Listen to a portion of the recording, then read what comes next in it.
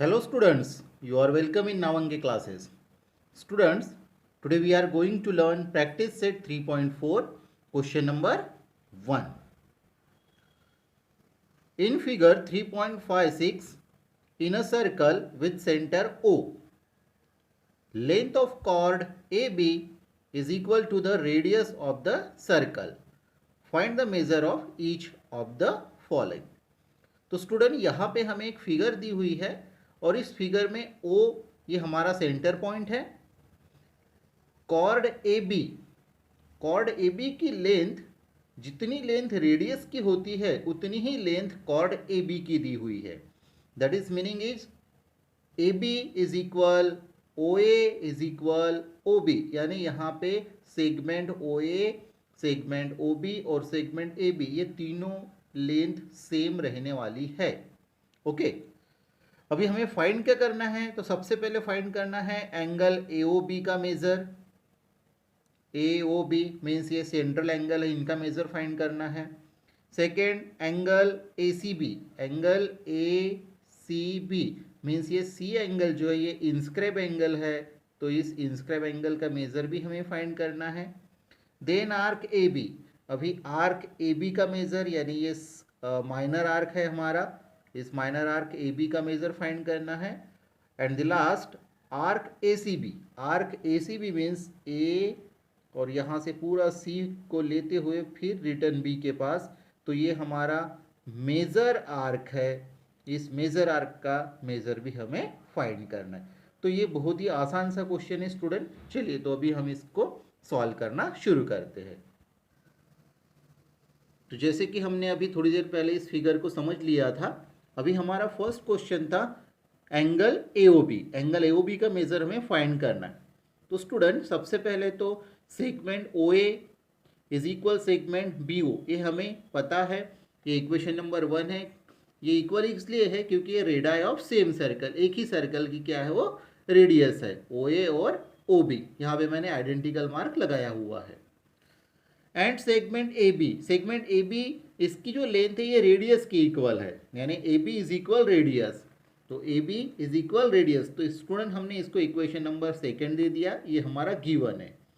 अभी students equation 1 और equation 2 से हमें ऐसा लगता है कि यहाँ पे ए ओ बी ओ और ए बी ये तीनों की लेंथ कैसे हो रही है? Same.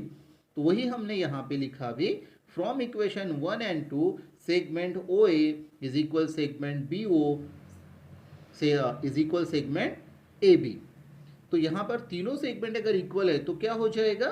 Therefore triangle AOB is an equilateral triangle. कौन सा ट्रायंगल तैयार होगा स्टूडेंट्स? Equilateral triangle. ये ध्यान में रखिएगा, तीनों लाइन अगर सेम है, आई मीन तीनों सेगमेंट अगर ट्रायंगल में सेम है तो वो इक्विलैटरल ट्रायंगल हो जाता है। और इक्विलैटरल ट्रायंगल की खासियत ये है कि वहाँ पे तीनों एंगलों के मेजर भी सेम रहते हैं और ईच एंगल का मेजर 60 डिग्री आता है, इसलिए यहाँ पर ओ एंगल का मेजर आ गया हमारा 60 degree. Got it students? So angle AOB is equal 60 degree, angle of an equilateral triangle, that is the reason. Okay, तो इस तरह से हमने AOB का मेजर फाइंड कर लिया। अभी स्टूडेंट हमारा सेकेंड जो एंगल है वो सेकेंड एंगल है एंगल ACB। अभी आप ही देखिए स्टूडेंट, एंगल ACB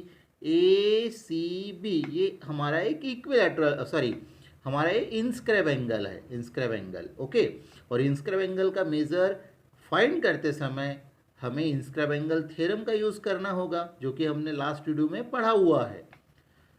तो इंस्क्राइब एंगल का थ्योरम क्या कहता है कि इंस्क्राइब एंगल का मेजर ये उसके अपोजिट में जो आर्क है, इस आर्क का हाफ मेजर अगर हम लेते हैं तो हमें इंस्क्राइब एंगल का इंस्क्राइब एंगल का मेजर पता हो जाता है। ओके, तो ध्यान दीजिएगा, अभी हम सेकेंड जो एंगल है हमारा ACB उसका मेजर फाइंड कर लेते हैं। Okay, angle ACB is an equilateral triangle, inscribe angle. So by theorem of inscribe angle, angle ACB is equal 1/2 measure arc AB. Is equal 1/2। और स्टूडेंट अभी मेजर आर्क ए बी जो है ये हमने 60 degree लिखा हुआ है। आप थोड़ा इस डायग्राम को समझिए। देखिए क्या होता है स्टूडेंट, सेंट्रल एंगल का जितना मेजर है उतना ही मेजर उसके अपोजिट में जो आर्क होता है उस आर्क का मेजर होता है। ये आर्क के डेफिनेशन में हमने पढ़ा हुआ है। ओके, इसलिए सेंट्रल एंगल ए बी अगर 60 डिग्री है तो आर्क ए बी कितना होगा, 60 degree. Angle A O B is equal measure arc A B, that is the measure 60 degree. इसीलिए स्टूडेंट हमने आर्क ए बी की जगह पे 60 डिग्री लिखा है। अभी हम इसको 2 से डिवाइड करेंगे तो हमें आंसर मिल जाएगा 30 degree. So angle A C B is equal 30 degree. Student अभी हमें थर्ड में आर्क ए बी का मेजर फाइंड करना है। अभी क्वेश्चन नंबर सेकंड में ही हमने आर्क ए बी का मेजर देख लिया था। एक्चुअल में स्टूडेंट्स ये जो थर्ड नंबर का क्वेश्चन है ये हमें सेकंड नंबर पे चाहिए था। Anyway, measure arc A B is equal measure arc A O B. Definition of measure arc, यानी सेंट्रल एंगल का जो मेजर है उतना ही मेजर उसके करेस्पॉन्डिंग आर्क का होता है। ये हमने डेफिनेशन में पढ़ा हुआ था मेजर आर्क के। But angle A O B 60 degree, angle A O B का मेजर कितना था, 60 डिग्री। और इसीलिए मेजर आर्क ए बी यानी उसका जो करस्पॉन्डिंग आर्क है उसका भी मेजर रहेगा 60 degree. Okay, now student the last question, measure arc A C B. अभी हमें ए सी बी का मेजर फाइंड करना है। स्टूडेंट थोड़ी देर हम अभी पहले फिगर को देख लेते हैं।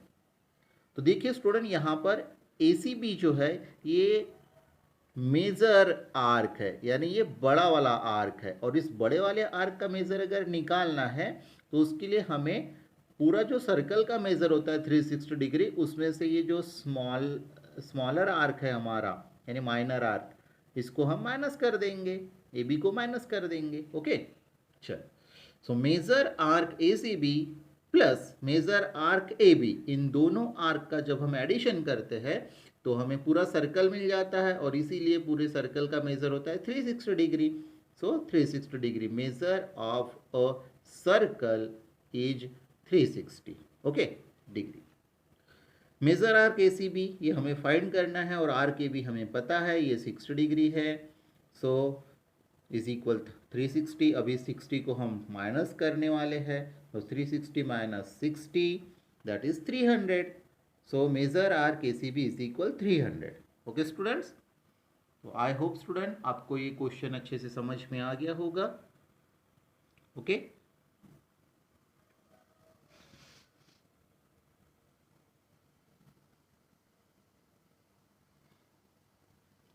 तो मिलते हैं स्टूडेंट्स हम नए वीडियो में नए प्रॉब्लम के साथ। Till then thank you.